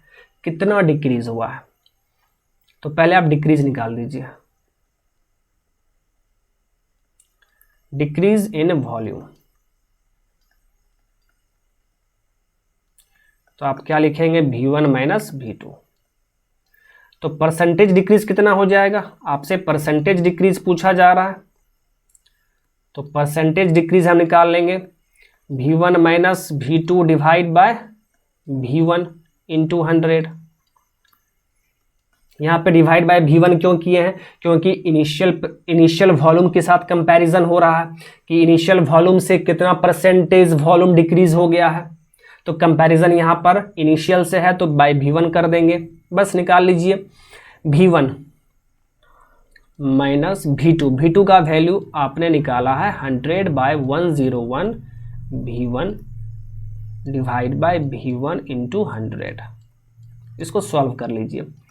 ऊपर से देखिए V1 कॉमन आ गया तो क्या बच गया 1 minus 100/101 divide by V1 into 100। अब मैं यहाँ पे क्या लिख रहा हूँ, इसको एलसीएम ले लीजिए तो 101 एलसीएम हो गया तो 101 माइनस 100 इंटू 100 तो ये क्या हो गया 1/101 इंटू 100 यानी 100/101 परसेंटेज। तो परसेंटेज डिक्रीज इन वॉल्यूम कितना आ गया जी 100 डिवाइड बाय 101%। इतना वॉल्यूम डिक्रीज किया है, यही आपका आंसर हो गया। So correct answer will be option B. Okay, चलिए अब नेक्स्ट क्वेश्चन देखा जाए। देखिए क्या कह रहा है इस क्वेश्चन में। एसएससी जेई 2017 में ये क्वेश्चन पूछा गया हुआ है। According to Gay Lussac's law for perfect gases the absolute pressure of given mass varies directly as. अभी अभी आपको मैंने बताया कि गे-लुसाक्स लॉ में क्या होता है जी, गे-लुसाक्स लॉ में आपका वॉल्यूम कांस्टेंट रहता है। वॉल्यूम क्या रहेगा जी कांस्टेंट, और जब वॉल्यूम कांस्टेंट होगा तो pressure will be directly proportional to temperature. ये अभी अभी आपने पढ़ा, ठीक है। और यही आपसे पूछा जा रहा है कि एब्सोल्यूट प्रेशर जो होगा वो किसके साथ वेरी करेगा, और वो भी डायरेक्टली वेरी करता है, लिखा हुआ है ना डायरेक्टली। तो डायरेक्टली वेरी किसके साथ करेगा, तो आप क्या बोलेंगे एब्सोल्यूट टेम्परेचर। ये कैपिटल टी क्या है एब्सोल्यूट टेम्परेचर। लेकिन यहाँ पे देखिए ऑप्शन देखिएगा तो फर्स्ट ऑप्शन टेम्परेचर है, सेकेंड ऑप्शन एब्सोल्यूट टेम्परेचर है। तो बहुत स्टूडेंट क्या करते हैं माय डियर, एब्सोल्यूट टेम्परेचर देखेंगे बस उसे टिक कर देंगे। अरे यार थोड़ा नीचे देख लीजिए आप लोग, थर्ड ऑप्शन देखिए, थर्ड ऑप्शन में क्या कह रहा है absolute temperature if volume remains constant. सब कुछ ना देखना पड़ेगा। गे-लुसाक्स लॉ, ठीक है, गे-लुसाक्स लॉ में क्या बोला जाता है कि वॉल्यूम कांस्टेंट रहेगा तब जाके एब्सोल्यूट प्रेशर एब्सोल्यूट टेम्परेचर के साथ डायरेक्टली वेरी करेगा। तो इसका करेक्ट आंसर क्या होगा ऑप्शन सी होगा। तो पूरा ऑप्शन भी देखना चाहिए, नहीं तो आप गलत कर सकते हैं, ठीक है। तो इसका करेक्ट आंसर क्या होगा ऑप्शन सी। चलिए देखिए इस क्वेश्चन को, देखिए क्या कह रहा है इस क्वेश्चन में।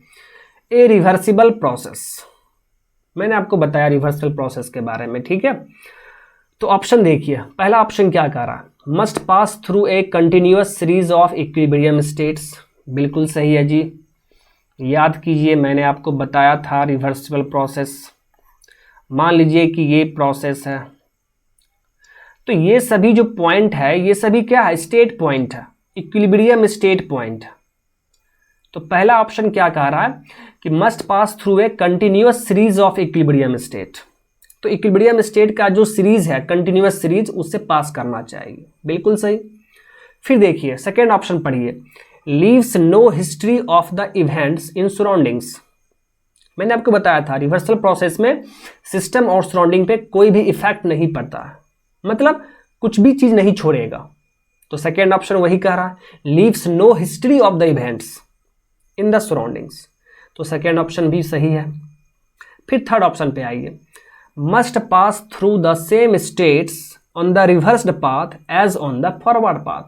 तो थर्ड ऑप्शन का कहना है कि फॉरवर्ड पाथ पे जब वो जाएगा तो जिस स्टेट पॉइंट से होते हुए जाएगा तो रिवर्स पाथ में भी सेम वही स्टेट पॉइंट से आना चाहिए। दैट मीन्स सेम पाथ पे वो रिटर्न होना चाहिए, रिवर्स होना चाहिए। तो उसे हम लोग क्या कहेंगे रिवर्सिबल प्रोसेस। तो ये मैंने आपको बताया हुआ है। तो इसका क्या होगा, ऑल ऑप्शंस आर करेक्ट, सभी ऑप्शंस करेक्ट। ओके, चलिए ये तो बहुत ही आसान क्वेश्चन है। देखिए एसएससी जेई 2017 में पूछा गया हुआ है। तो क्वेश्चन पढ़िए क्या कह रहा है, a system will be in thermodynamic equilibrium only if it is in, तो थर्मोडायनामिक इक्विलिब्रियम में है, ठीक है। कोई भी सिस्टम थर्मोडायनामिक इक्विलिब्रियम में कब होगा, तो मैंने आपको बताया था कि उसके लिए ये तीनों कंडीशन फुलफिल होना चाहिए।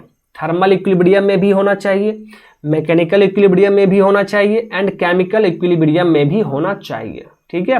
दैट मीन्स इसका करेक्ट आंसर क्या होगा जी, option D, A B and C. Okay, चलिए अब देखिए ये क्वेश्चन भी एसएससी जेई 2017 में पूछा गया हुआ है, ठीक है। तो आप देख रहे होंगे कि एसएससी जेई 2017 में बहुत सारे क्वेश्चंस मिल रहे हैं, ठीक है। तो एसएससी जेई 2017 में जो एग्जाम हुआ था तो उसमें शिफ्ट वाइज था ना, फर्स्ट सिटिंग सेकेंड सिटिंग, तो वो सभी था, वो मैंने यहाँ पे नहीं लिखा। तो देखिए क्या कह रहा है इस क्वेश्चन में, all gases behave ideally under. तो आज इसी लेक्चर में मैंने आपको स्टार्टिंग में ही बताया था कि कोई भी रियल गैस आइडियल गैस की तरह बिहेव करेगा। कब बिहेव करेगा जी, तो मैंने आपको बताया था under low pressure and high temperature conditions. तो जब प्रेशर लो होगा एंड टेम्परेचर हाई होगा तो कोई भी गैस आपका आइडियल गैस की तरह बिहेव करेगा। ओके, तो option C is correct. Okay, चलिए अब नेक्स्ट क्वेश्चन देखते हैं। देखिए इस क्वेश्चन में क्या कह रहा है, the temperature of A gas is a measure of. तो गैस का जो टेम्परेचर होता है वो किस चीज का मेजर करता है, किस चीज का मेजर होता है। तो पहले देखिए, पहले मैं आपको गैस के बारे में थोड़ा बता दूं। यहां पे देखिएगा, तो आप जानते हैं कि गैस, मान लीजिए ये सिस्टम है, तो इस सिस्टम में ये गैस का मॉलिक्यूल्स है, तो इसके बीच इंटरमॉलिक्यूलर डिस्टेंस ज़्यादा होता है, ठीक है। और इसके कारण क्या होता है, और यहाँ पे फोर्स ऑफ अट्रैक्शन भी बहुत कम काम करता है। तो सभी गैस पार्टिकल्स का वेलोसिटी डिफरेंट डिफरेंट डायरेक्शन में होता है जी। सभी गैस पार्टिकल्स का वेलोसिटी डिफरेंट डिफरेंट डायरेक्शन में होगा। ओके, एंड सभी के पास अपना अपना वेलोसिटी होता है और डिफरेंट डिफरेंट। इस पार्टिकल के बाद पास कुछ और वेलोसिटी होगा, इसके पास कुछ और वेलोसिटी होगा, इसके पास कुछ और, इसके पास कुछ और, सभी पार्टिकल्स के पास डिफरेंट वेलोसिटी होगा। तो फिर वहां पे क्या किया गया, तो आप जानते हैं वहां पे आरएमएस वेलोसिटी निकाला गया, आरएमएस वेलोसिटी। ओके, तो ये क्या है, root mean square velocity, root mean square velocity.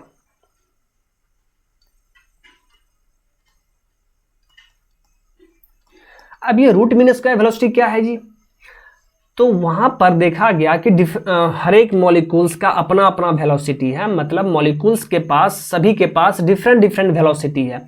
तो डिफरेंट वेलोसिटी से तो हम लोग सिस्टम को एनालाइज नहीं कर पाएंगे। तो वहां पर क्या बोला गया कि अरे यार एक वेलोसिटी बताओ, ठीक है। इस सिस्टम का कोई एक वेलोसिटी रहेगा तो फिर हमें आसानी होगा किसी भी चीज को एनालाइज करने में।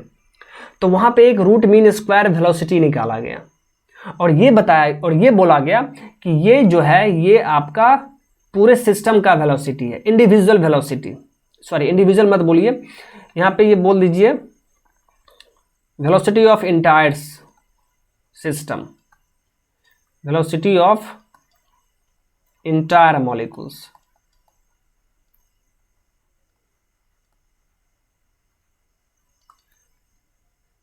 सिंगल वेलोसिटी लिख दीजिए, single velocity of entire molecules, मतलब सभी मॉलिक्यूल्स का एक सिंगल वेलोसिटी बताया जाए।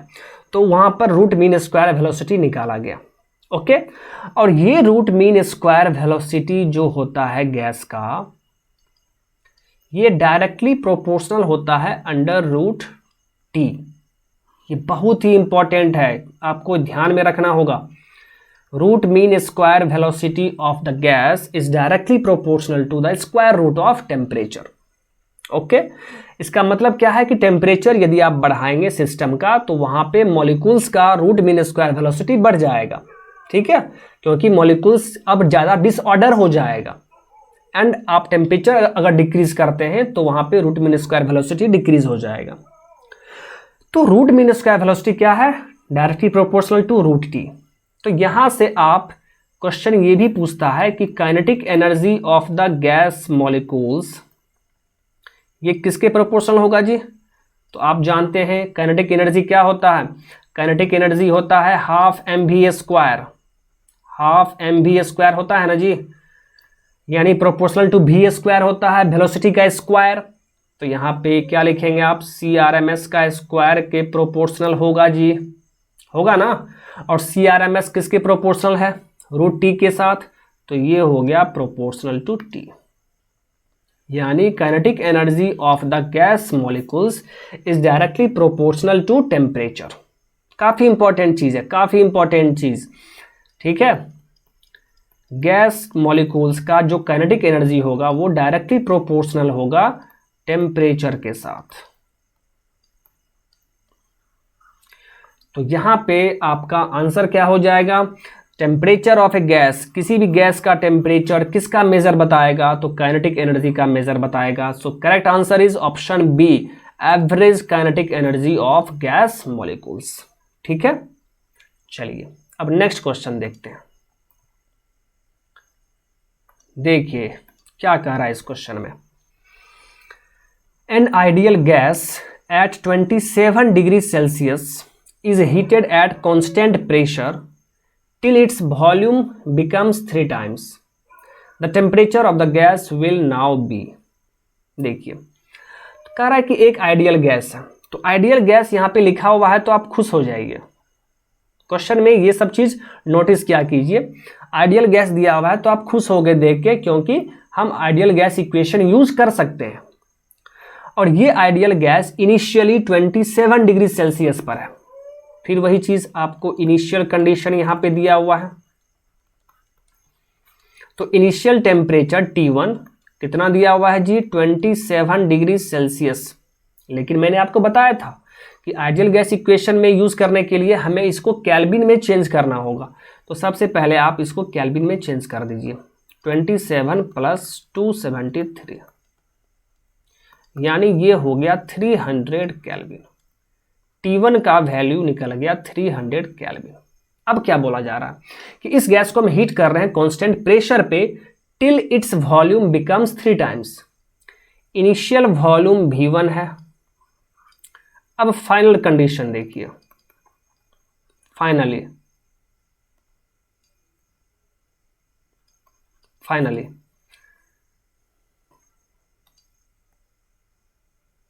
ओके। तो फाइनली देखिए वॉल्यूम क्या हो गया है जी? V2 क्या हो गया? 3 टाइम्स, यानी पहले वॉल्यूम V1 था, अब वॉल्यूम 3 टाइम्स हो गया है। That means 3V1। Okay, then temperature of the gas, तो टेम्परेचर क्या होगा आपसे T2 पूछा जा रहा है। यही क्वेश्चन है, T2 पूछा जा रहा है। ओके चलिए अब सॉल्व करते हैं। तो यहां पे आपको दो चीज ध्यान देना था कि एक आइडियल गैस और एक कह रहा है कि हम कांस्टेंट प्रेशर पे हीट कर रहे हैं, प्रेशर को कांस्टेंट रखे हुए हैं। ओके, तो प्रेशर कांस्टेंट है तो आप आइडियल गैस इक्वेशन लगाएंगे। तो मैं अभी एक बार लगा दे रहा हूं, आगे आप कोई भी क्वेश्चन देखेंगे तो आप डायरेक्ट लिख सकते हैं कि प्रेशर कांस्टेंट है, that means volume is directly proportional to temperature हो जाएगा। बट आप देख लीजिए PV is equal to MRT। Pressure constant है, प्रेशर को उस तरफ भेज देंगे हम लोग, MR/P इंटू T, ये पूरा कांस्टेंट हो गया। That means V proportional to T। तो आप इसको कैसे लिखेंगे? So V1/V2 is equal to T1/T2। अब वैल्यू पुट कर दीजिए। V1 को V1 ही रहने दीजिए। V2 कितना दिया हुआ है? 3V1, वॉल्यूम 3 टाइम्स हो गया था ना, तो 3V1 is equal to T1 initial temperature 300 kelvin. Divide by T2। ये V1 कैंसल आउट हो गया, तो क्रॉस मल्टीप्लाई कर दीजिए। T2 इज इक्वल टू क्या हो गया जी 900 केल्विन। अब देखिए तो टेम्परेचर आ गया 900 केल्विन, लेकिन कुछ स्टूडेंट क्या करते हैं 900 यहाँ पे जैसे ही आया ऑप्शन में देखिए ऑप्शन बी 900 लिखा हुआ है तो वही टिक करके आगे बढ़ जाते हैं। तो माय डियर वो डिग्री सेल्सियस में लिखा हुआ है बट आप जो निकाले हैं वो केल्विन में है। ओके। और कुछ स्टूडेंट क्या गलती करते हैं, जैसे टेम्परेचर T1 को 27 लिखे हैं तो वो 27 ही रहने देते हैं। तब आंसर क्या आएगा, यदि आप उसको केल्विन में चेंज नहीं करेंगे 27 को, तो आप खुद सोचिए यहां पे 300 के जगह पे 27 को आप पुट करते हैं तो कितना होगा, क्रॉस मल्टीप्लाई करेंगे तो 27 इंटू 3 81। 81 तो ऑप्शन में है और आप वही ए ऑप्शन को टिक मार के आ जाएंगे। ठीक है, बट वो आपका गलत हो जाएगा। तो ध्यान रखना है कि टेम्परेचर यहाँ पे जब भी आइडियल गैस इक्वेशन यूज करेंगे तो टेम्परेचर केल्विन में होगा। ओके। तो T2 का वैल्यू 900 केल्विन है। यदि कोई स्टूडेंट यहाँ पे गलती नहीं किया, मान लीजिए केल्विन में चेंज कर दिया, आंसर भी यहाँ तक ले आया 900, बट वहाँ पे गलती कर सकता है तो वो भी ऑप्शन में दिया हुआ है 900। तो गलती नहीं करना है, ध्यान रखना है कि ये केल्विन में है। तो इस टेम्परेचर को डिग्री सेल्सियस में निकालने के लिए हमें क्या करना होगा, 273 से माइनस करना होगा, यानी कि ये आ गया 627 डिग्री सेल्सियस। ओके। सो करेक्ट आंसर क्या होगा, ऑप्शन सी 627 डिग्री सेल्सियस। चलिए अब हम लोग यहां पे नेक्स्ट क्वेश्चन देखते हैं। देखिए इस क्वेश्चन में क्या कहा जा रहा है। ये क्वेश्चन IES 2011 में पूछा गया हुआ है। ठीक, काफी आसान क्वेश्चन है। विच one of the following represents open thermodynamic system. इसमें से ओपन सिस्टम कौन सा है, ये आपसे पूछा जा रहा है। ओपन सिस्टम, तो ओपन सिस्टम के बारे में मैंने आपको बताया था, ऐसा सिस्टम जहां से मास एंड एनर्जी का ट्रांसफर दोनों ही हो सिस्टम एंड सराउंडिंग के बीच में। ठीक है, जैसे फॉर एग्जांपल ये सिस्टम है, ये सराउंडिंग है, तो मास का भी ट्रांसफर हो, एमटी मतलब मास ट्रांसफर ये भी हो, एंड एनर्जी ट्रांसफर भी हो, दोनों हो, तो उसे हम लोग ओपन सिस्टम कहते हैं। ठीक है, तो ऑप्शन में देख के आप क्या बोलेंगे, सेंट्रीफ्यूगल पंप। सेंट्रीफ्यूगल पंप, यदि आप सेंट्रीफ्यूगल पंप देखे होंगे तो आप वहां पे नोटिस किए होंगे कि सेक्शन होता है, फिर डिलीवरी होता है, डिस्चार्ज होता है। ठीक है, और आपको फ्लूइड मैकेनिक्स में पढ़ना भी है, फ्लूइड मशीनरी पोर्शन में पढ़ना भी है सेंट्रीफ्यूगल पंप। ठीक है, और आप अपने घर के आसपास देखते भी होंगे सेंट्रीफ्यूगल पंप। ठीक है, सेक्शन होता है एंड फिर डिलीवरी होता है, तो मतलब आपका मास आ भी रहा है, मास जा भी रहा है। ठीक है, एंड एनर्जी का भी वहां पर ट्रांसफर होता है। तो चलिए अब नेक्स्ट क्वेश्चन देखेंगे। देखिए इसी क्वेश्चन के बारे में मैं आपको उस टाइम बता रहा था। ठीक है, ये IES 1995 में पूछा गया हुआ है। क्या कह रहा है, देखिए आपको यहाँ पे कुछ गैसेस दिए हुए हैं और आपसे ये पूछा जा रहा है कि कैरेक्टरिस्टिक गैस कांस्टेंट का डिक्रीजिंग ऑर्डर बताओ। कैरेक्टरिस्टिक गैस कांस्टेंट, ठीक है, मतलब R, जिसके बारे में मैंने आपको बताया था। R का वैल्यू इस सभी गैस के लिए किसका सबसे ज्यादा होगा और किसका कम होगा, उस ऑर्डर में आपको सजाना है। तो यहाँ पे देखिए मेन कौन कौन सा गैस है। तो सबसे पहले यहाँ पे देखिए हाइड्रोजन। हाइड्रोजन, फिर आपका क्या है जी, नाइट्रोजन, फिर आपका क्या है, एयर, फिर क्या है, कार्बन डाइऑक्साइड।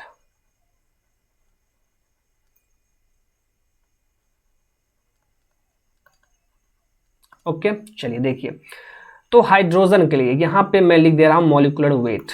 तो हाइड्रोजन के लिए मॉलिक्यूलर वेट कितना होगा, 2, नाइट्रोजन के लिए 28, एयर के लिए 29 एंड कार्बन डाइऑक्साइड के लिए 44। ये तो मॉलिक्यूलर वेट हो गया। अब देखिए R कैरेक्टरिस्टिक गैस कांस्टेंट को हम लोग कैसे निकालते हैं, तो universal gas constant divide by molecular wait. ध्यान दीजिए, ये आर बार तो बेचारा पहले से ही कांस्टेंट है, इसका वैल्यू फिक्स है। इसका मतलब कि आर इन्वर्सली प्रोपोर्शनल होगा मॉलिक्यूलर वेट के साथ। R is inversely proportional to molecular weight, यानी जिस गैस का मॉलिक्यूलर वेट जिसका ज्यादा होगा उसका आर क्या होगा जी, कम होगा। यही मतलब हुआ ना, जिस गैस का मॉलिक्यूलर वेट सबसे ज्यादा होगा उसका आर क्या होगा, सबसे कम होगा। ओके, या जिस गैस का मॉलिक्यूलर वेट सबसे कम होगा उसका आर सबसे ज्यादा होगा। तो आप यहां पे देखिए, मॉलिक्यूलर वेट ऑफ हाइड्रोजन सबसे कम है, उसके बाद किसका है जी, मॉलिक्यूलर वेट फॉर नाइट्रोजन, उसके बाद किसका है, molecular weight for air, and सबसे ज्यादा मॉलिक्यूलर वेट किसका है, कार्बन डाइऑक्साइड का। तो मॉलिक्यूलर वेट का ऑर्डर मैंने लिख दिया है। तो आर का ऑर्डर क्या होगा, जिसका m सबसे कम है, ध्यान से सुनिएगा, जिसका m सबसे कम है, तो सबसे कम m किसका है, H2 का, तो उसका R सबसे ज्यादा होगा, यानी R का वैल्यू हाइड्रोजन गैस के लिए सबसे ज्यादा होगा। ठीक है, तो इसी ऑर्डर में होगा। ठीक है, उसके बाद क्या होगा, R का वैल्यू N2 के लिए, फिर R का वैल्यू एयर, और सबसे कम R का वैल्यू देखिए CO2 के लिए होगा। क्यों, क्योंकि CO2 का मॉलिक्यूलर वेट सबसे ज्यादा है, कार्बन डाइऑक्साइड का मॉलिक्यूलर वेट सबसे ज्यादा है, तो उसका कैरेक्टरिस्टिक गैस कांस्टेंट सबसे कम होगा। तो देखिए मैंने आपको लिख दिया, यही है इसका करेक्ट ऑर्डर। हाइड्रोजन का R सबसे ज्यादा होगा और कार्बन डाइऑक्साइड का R सबसे कम होगा। ठीक है, यानी देखिए हाइड्रोजन आपको डिक्रीजिंग ऑर्डर में लिखना है, मतलब सबसे ज्यादा H2 का होगा, फिर N2 का, फिर एयर, फिर CO2। तो देखिए ऑप्शन में तो फर्स्ट ऑप्शन ही मिल रहा है, hydrogen, nitrogen, air, carbon dioxide. तो फर्स्ट ऑप्शन आपका बिल्कुल सही है। ओके, चलिए अब नेक्स्ट क्वेश्चन देखते हैं। देखिए इस क्वेश्चन में क्या कह रहा है, ध्यान से देखिए। विच one of the following correctly defines 1 kelvin, मतलब यहाँ पे 4 ऑप्शन दिया है और आपसे ये पूछा जा रहा है कि 1 केल्विन को हम लोग कैसे डिफाइन करेंगे, और ये इंटरनेशनली एक्सेप्टेड है। देखिए आप यहाँ पे ट्रिपल पॉइंट, ध्यान से देखिएगा, ट्रिपल पॉइंट ऑफ वाटर, ये कितना होता है जी, तो आप बोलेंगे 0.01 डिग्री सेल्सियस, और यदि आप इसे केल्विन में चेंज करेंगे तो वो कितना हो जाएगा, प्लस 273.15 ऐड करना पड़ेगा, इतना केल्विन। तो आप बोलेंगे sir triple point of water मिल गया, ट्रिपल पॉइंट ऑफ वाटर ये मिल गया हमें 273.16 केल्विन, इतना मिल गया जी। ओके, अब यहां से देखिए, तो क्या आप इसको ऐसे लिख सकते हैं 273.16 इंटू 1 केल्विन, ऐसे लिख सकते हैं क्या, बिल्कुल लिख सकते हैं जी। चलिए, तो यहां से 1 केल्विन इज इक्वल टू आप क्या लिखेंगे, इस तरफ ट्रिपल पॉइंट ऑफ वाटर है तो ट्रिपल पॉइंट ऑफ वाटर में 273.16 से डिवाइड कर देंगे, ये वाला इस तरफ चला आएगा। सो 1 केल्विन इज इक्वल टू आप क्या लिखेंगे, triple point of water divide by 273.16, that means 1/273.16 times triple point of water, triple point of water, यही होगा आपका 1 केल्विन। यानी 1 केल्विन इज इक्वल टू क्या होगा जी, 1/273.16 ट्रिपल पॉइंट ऑफ वाटर। ठीक है, तो करेक्ट आंसर क्या होगा? Option D. और ये क्वेश्चन IES 2004 में पूछा गया हुआ है। चलिए अब नेक्स्ट क्वेश्चन देखते हैं। देखिए इस क्वेश्चन में, which one of the following thermodynamic processes approximates the steaming of food in a pressure cooker. मतलब प्रेशर कुकर में जब खाना पक रहा है, फूड का स्टीमिंग हो रहा है, तो वो कौन सा थर्मोडायनामिक प्रोसेस है? बस देखिए, प्रेशर कुकर में खाना बन रहा है तो प्रेशर कुकर का वॉल्यूम क्या होगा जी? मान लीजिए ये प्रेशर कुकर है आपका, तो इसका वॉल्यूम तो कांस्टेंट है ना। क्या इसका वॉल्यूम चेंज करता है? क्या प्रेशर कुकर का वॉल्यूम चेंज करते रहता है? बिल्कुल नहीं। तो उसका वॉल्यूम क्या है? कांस्टेंट है। यानी वो कौन सा प्रोसेस होगा? Constant volume process. और कांस्टेंट वॉल्यूम प्रोसेस देखिए ऑप्शन में नहीं है, लेकिन कांस्टेंट वॉल्यूम प्रोसेस का एक और नाम है। क्या नाम है जी? उसे हम लोग आइसोकोरिक प्रोसेस भी कहते हैं। Isochoric process. तो इसका करेक्ट आंसर क्या होगा? Option C, isochoric process. Okay, और ये क्वेश्चन IES 2007 में पूछा गया हुआ था। तो देखिए IES में आसान आसान क्वेश्चन ही पूछे जाते हैं। IES में 70% question, my dear friend, 70% question SSC JEE के लेवल के होते हैं। ठीक है, तो जो स्टूडेंट SSC JEE का प्रिपरेशन कर रहे होंगे तो वो IES का भी क्वेश्चन बैंक सॉल्व कीजिए।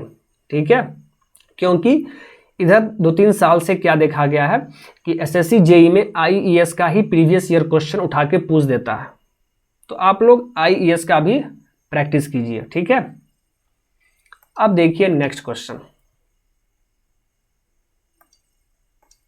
क्या कह रहा है यहां पे। देखिए, the condition of perfect vacuum.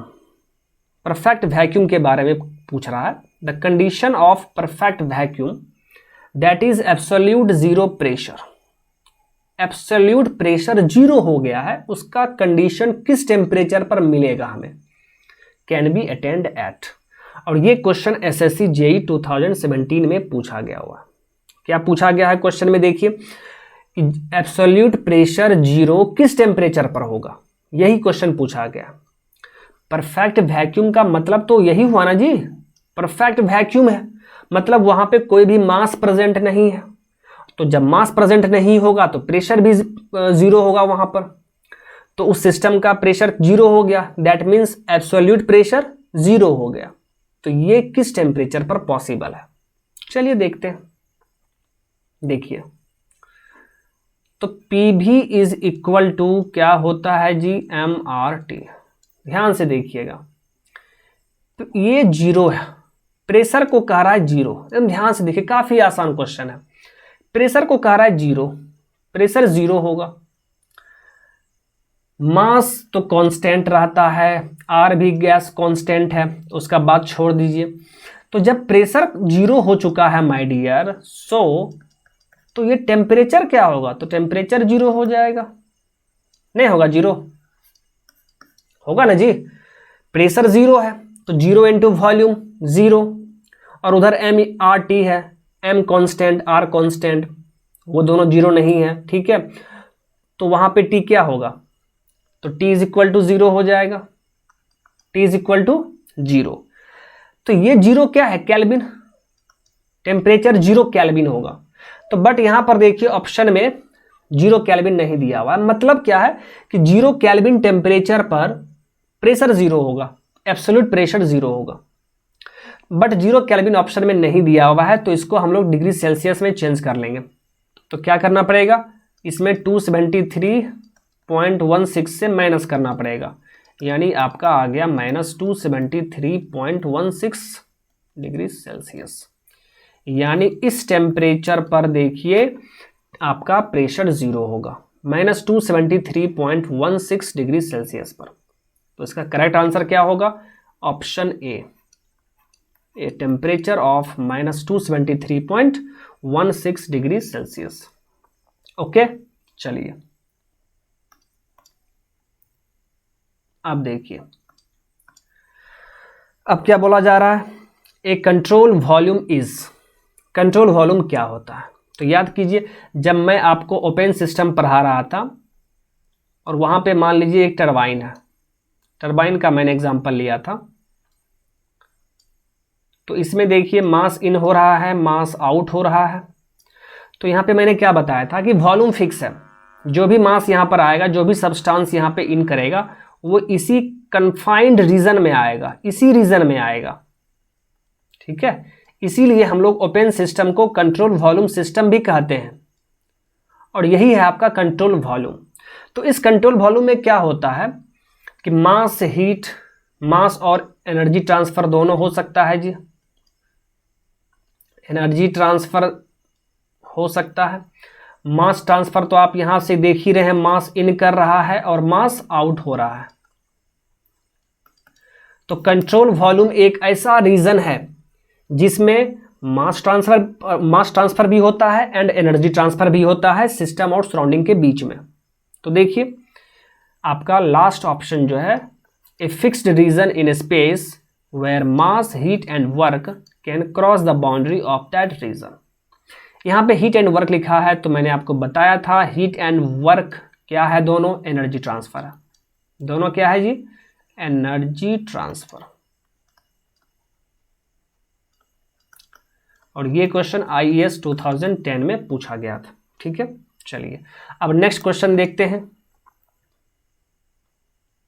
देखिए आईईएस में कितना आसान क्वेश्चन पूछा जा रहा है, देख लीजिए खुद। आईईएस 2001 में आपसे गिब्स फेज रूल पूछा जा रहा है। तो जब मैं ये आपको पढ़ा रहा था उस टाइम भी मैंने आपको बताया था कि जो एक्चुअल में गिब्स फेज रूल है, जो एक्चुअल में गिब्स फेज रूल है, P + F = C + 2, तो इस तरह नहीं पूछा जाता है जनरली। तो देखिए किस तरह पूछा गया। तो यहाँ पर देखिए P + F - C = 2, तो P + F तो यहाँ है ही, C को इस तरफ ले आइए, बिल्कुल सही, यानी ऑप्शन डी ही सही है ना सही। P + F, C को आप इस तरफ ले आइए, तो -C = 2। ओके, चलिए अब देखिए नेक्स्ट क्वेश्चन क्या कह रहा है। इस क्वेश्चन में काफी आसान क्वेश्चन है, आईईएस 2011 में पूछा गया हुआ है। A thermodynamic system is considered to be an isolated. कोई भी सिस्टम आइसोलेटेड कब कहलाएगा, ठीक है, आइसोलेटेड। तो आइसोलेटेड का मतलब नाम से ही आपको लग रहा है कि वो सिस्टम आइसोलेट हो चुका है, उस सिस्टम को किसी से कोई मतलब नहीं है जी। जैसे ये सिस्टम है और ये सिस्टम आइसोलेट हो गया है, मतलब इसको बाहर से किसी से कोई मतलब नहीं है, दुनियादारी से इसे कोई मतलब नहीं है, सराउंडिंग से कोई मतलब नहीं है, ठीक है। इसका क्या मतलब है कि ये बस अपने में ही रहेगा। जैसे आप भी अपने फ्रेंड को बोलते होंगे, ठीक है, या कोई फ्रेंड बोलता होगा कि यार हम आइसोलेट हो जाएंगे। इसका मतलब क्या है कि किसी से कोई कांटेक्ट नहीं, अलग रहेंगे, सेपरेट रहेंगे, ठीक है, किसी से कोई कांटेक्ट नहीं, कोई इंटरेक्शन नहीं करेंगे। तो वही चीज़ यहाँ पर भी है, आइसोलेट हो चुका है ये सिस्टम, मतलब ये ना ही किसी से मास लेगा और ना ही किसी को मास देगा, मतलब मास ट्रांसफर नहीं होगा सिस्टम सराउंडिंग के बीच, और एनर्जी ट्रांसफर भी नहीं होगा, कुछ भी नहीं होगा, एनर्जी ट्रांसफर भी नहीं होगा जी, ठीक है। इसी को हम लोग बोलेंगे आइसोलेटेड सिस्टम। ओके, तो यहां पर देखिए ऑप्शन देख लीजिए, सी ऑप्शन में क्या कह रहा है, energy transfer and mass transfer R 0। Okay, तो यही है आपका करेक्ट आंसर है। चलिए अब नेक्स्ट क्वेश्चन देखते हैं। देखिए इस क्वेश्चन को देखिए क्या कह रहा है, thermocouples are generally used for accurate temperature measurement up to what degree Celsius. अब ये वैल्यू पूछ रहा है, ठीक है। तो आप चाहे कोई भी एग्जाम दे रहे हो, चाहे वो एसएससी जेई का एग्जाम हो, चाहे वो गेट का हो, चाहे वो ईएससी का एग्जाम हो, चाहे वो इसरो का एग्जाम हो, कोई भी एग्जाम यदि आप दे रहे हो तो आप देखेंगे कि क्वेश्चन 2 से 3 क्वेश्चन तो वैल्यू वाला क्वेश्चन पूछ ही देता है, ठीक है, जिसमें थोड़ा सा मुश्किल हो जाता है स्टूडेंट के लिए, ठीक है। क्योंकि वो आपसे बन भी सकता है, नहीं भी बन सकता है। यदि आपको याद है वो चीज़ तो बन सकता है, ठीक है, बस इसको आपको याद रखना है। तो इसमें वही उसी टाइप का ये क्वेश्चन है। क्या बोला जा रहा है कि थर्मोकपल को जो हम यूज़ करते हैं एक्यूरेट टेम्परेचर मेजरमेंट करने के लिए, तो वो कितना डिग्री सेल्सियस तक एक्यूरेट बता सकता है। थर्मोकपल कितने डिग्री टेम्परेचर तक एक्यूरेट मेजर कर सकता है? तो इसका देखिए आंसर होता है 1600 डिग्री सेल्सियस। ये आप याद रखेंगे, ठीक है, ये आप याद रखेंगे।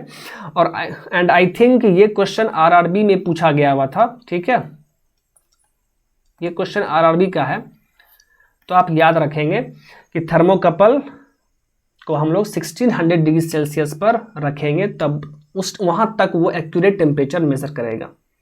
ओके, चलिए तो देखिए माय फ्रेंड, जितना भी अच्छा क्वेश्चन था वो मैंने आपको करवा दिया। इस और भी क्वेश्चन थे वहां पे, बट वो क्वेश्चन काफ़ी आसान है, ठीक है। क्लोज सिस्टम के बारे में, ओपन सिस्टम के बारे में बहुत ही आसान क्वेश्चन था, तो वो क्वेश्चन मैं आपको नहीं करवा रहा हूँ, वो क्वेश्चन आप खुद देख लीजिएगा, ठीक है। मैं बेसिकली यहाँ पे जिस क्वेश्चन के बारे में मुझे ऐसा लगेगा कि ये क्वेश्चन में कुछ समझाने लायक है, तो वो क्वेश्चन मैं आपको यहाँ पे करवाऊंगा, या जो भी न्यूमेरिकल क्वेश्चन होगा वो मैं करवाऊंगा, ठीक है। और जो बहुत ही आसान क्वेश्चन है, ठीक है, वो आप खुद कीजिए, ओके।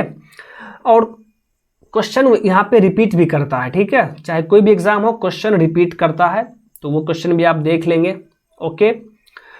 तो माय डियर फ्रेंड, थर्मोडायनामिक्स का पहला चैप्टर पूरा कंप्लीट हो चुका है।